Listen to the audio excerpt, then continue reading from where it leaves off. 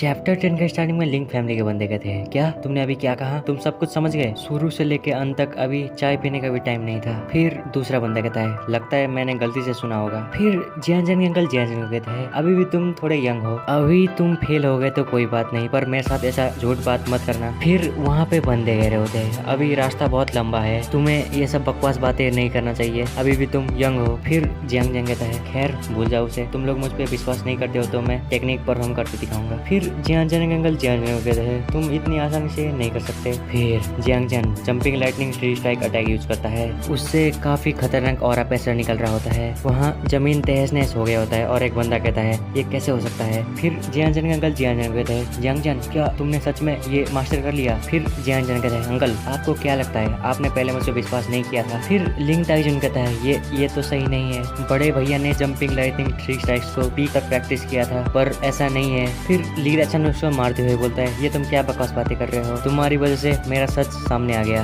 फिर ली ताइजुन कहता है, बड़े भैया आप औरों के जितना अच्छे नहीं हो, फिर भी आप ये नहीं मानते। फिर ली ताइजुन कहता है, अपनी बकवास बंद करो। फिर जियांग कहता है, मैंने जंपिंग लाइटनिंग थ्री स्ट्राइक्स को एकदम सावधानी के साथ स्टडी किया है, आपने अभी भी कुछ प्रॉब्लम्स नोटिस नहीं किया है। फिर ली ताइजुन कहता है, कौन सा प्रॉब्लम? फिर जियांग कहता है, जंपिंग लाइटनिंग थ्री स्ट्राइक्स में एक शब्द है लाइटनिंग, जो कि हमें लगता है स्पीड को रिप्रेजेंट करता है, पर ऐसा नहीं है, असल में ज्यादातर ये मूव पे डिपेंड करता है। अगर आप मेरे बताए हुए तरीके से ये प्रैक्टिस करोगे तो आप और भी फास्ट हो जाओगे लाइटनिंग स्ट्राइक में। फिर ली ताइजुन कहता है, ठीक है मैं ट्राई करता हूँ। फिर वो jumping lightning three strikes use करता है, ये अटैक पहले से काफी ज्यादा खतरनाक होता है। फिर ली ताइजुन कहता है, अच्छा तो ये ऐसे है। फिर वहाँ पे बंदे कहने लगते हैं, जियांग क्या तुम मुझे भी थोड़ा सजेशन दे सकते हो? दूसरा बंदा कहता है, मुझे भी अपने टेक्निक्स के लिए कुछ सजेशन चाहिए। ऐसे ही वहाँ पे लोग जियांग से मदद मांग रहे होते हैं। फिर जियांग कहता है, सब बारी बारी से आओ। फिर जियांग अपने थर्ड अंकल को बता रहा होता है, आपका टेक्निक स्ट्रेंथ पे बेस्ड है, आप ये स्किल काफी गलत तरीके से प्रैक्टिस कर रहे हैं। फिर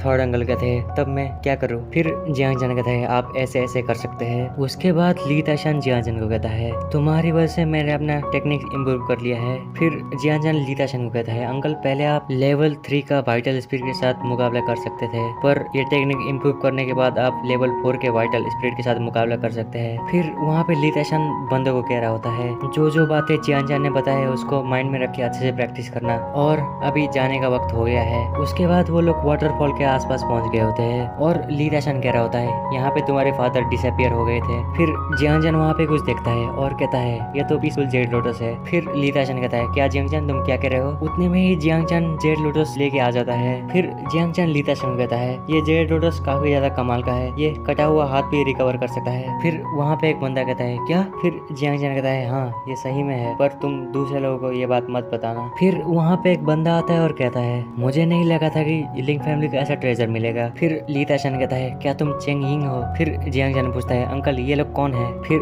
जियांग के अंकल कहते हैं, इनमें से एक चेंग फैमिली के 10 मास्टर्स में से एक है, और जब तुम्हारे फादर डिसअपियर हुए थे वो वहीं पे था। फिर वहाँ पे एक बंदा आगे आता है और कहता है, तुमने मेरी सिस्टर को चोट पहुंचाने की गुस्ताखी की, क्या तुम्हें साथ सट्टा लगाना चाहता है? फिर ली ताइजुन कह रहा होता है, ये चेंग रोक्सी का ब्रदर है रोयू, इसके पास लेवल 8 का स्पिरिट है, इसलिए तुम संभाल कर रहना। फिर जियांग कहता है, अंकल चिंता मत करिए। फिर जियांग रोयू को बोलता है, तू मुझसे क्या सट्टा लगाना चाहता है? फिर रोयू कहता है, अगर मैं तेरे 3 अटैक को झेल नहीं पाया तो मैं अपना दोनों पैर कटवा लूंगा तुझसे, और कहता है, अगर मैं झेल गया तो मैं तेरा अंग काट लूंगा। फिर जियांग कहता है, तुझे हराने के लिए तो बस एक अटैक ही काफी है। फिर रोयू हंसते हुए बोलता है, हा हा हा जियांग, मुझे नहीं लगा था कि तुम अपने आप को कुछ ज्यादा ही समझते हो। फिर जियांग कहता है, लगता है तुम गलत समझ गए, मेरा मतलब था कि एक ही अटैक तुम्हें हराने के लिए ज्यादा हो जाएगा। फिर वो जंपिंग लाइटनिंग 3 स्ट्राइक से यूज करता है, और चेंगिंग कह रहा होता है, रोयू सावधान रहना, पर एक ही झटके में जियांग उसका हाथ अलग कर देता है, और रोयू कह रहा होता है, मेरा हाथ। फिर जियांग उसके गले में तलवार रखे बोलता है, अपना सारा ट्रेजर मेरे हवाले कर दे। फिर रोयू कहता है, क्या ट्रेजर? और वो अपने मन में सोचता है, इसे कैसे पता कि मेरे पास ट्रेजर है? जियांग उसको बोलता है, अगर तुमने ट्रेजर नहीं दिया तो मैं तुम्हें मार के भी ट्रेजर ले सकता हूँ। फिर रोयू कहता है, ऐसा मत करना, मैं तुम्हें ट्रेजर दे दूंगा, और वो अपने ट्रेजर दे देता है। फिर जियांग कहता है, जेम ऑफ स्पिरिट्स ये तुम्हें कहाँ से मिला?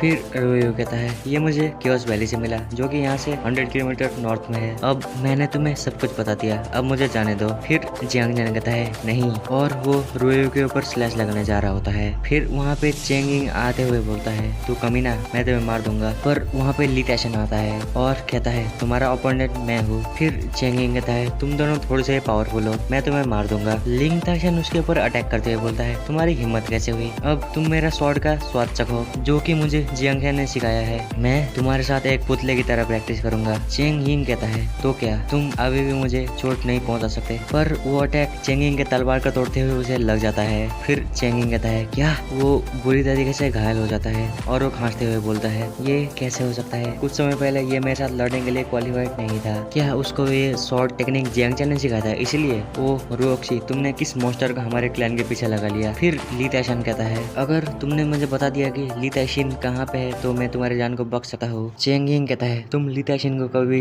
रेस्क्यू नहीं कर सकते, उसने अपने सारे स्किल्स को खो दिया है। ली ताइशन कहता है, क्या तुमने अभी क्या कहा? चेंग यिंग कहता है, रोक्सी ने तियानलैंग गैंग को खबर है, लिंग जियांजन जिंदा है, जब समय आएगा तुम सब मार जाओगे। लिंग ताइशन कहता है, मर। और वो लिंग फैमिली के मेंबर्स को कह रहा होता है, हमें पता है कि लिंग ताइशिन चेनलैंड में है, पर हमारे पास उतना पावर नहीं है। अभी के लिए हम वापस जाते हैं और कुछ सॉल्यूशन ढूंढते हैं। लिंग ताइजुन कहता है, जियांगजन शांत रहो, अभी हम तुम्हारे फादर को रेस्क्यू करने का तरीका ढूंढ लेंगे। जियांगजन कहता है, चेंग यिंग के बातों से ऐसा लगता है कि रोक्सी मेरे फादर को टूल की तरह यूज करना चाहती है, हम सबको नीचा दिखाने के लिए। और वो कहता है, तो हमारे पास अभी भी 2 महीने है तैयारी करने के लिए। ली ताइशन कहता है, ऑन पेपर ये तो इतना ही है, पर फिर भी हम चेंग फैमिली को नहीं रोक सकते। अगर ली तियानलोंग आ जाएगा तो ये मामला और भी खराब हो जाएगा। फिर जियांगजन कहता है, मेरे पास एक तरीका है, आप सबको वापस जाके एल्डर्स के साथ थोड़ी बातचीत करनी होगी। लिंग ताइशन कहता है, क्या तुमने अभी क्या कहा? तुम्हारे पास कुछ प्लान है? फिर जियांगजन पीछे मुड़ते हुए बोलता है और वो वाटरफॉल को देखते हुए बोलता है, मैं यहाँ पे 2 महीने तक मेडिटेशन करूंगा, उसके बाद ली तियानलोंग आ जाए या रोक्सी आ जाए, हम खून का बदला खून से चुकाएंगे। तो बस आज के लिए इतना ही, फिर मिलते और किसी वीडियो में।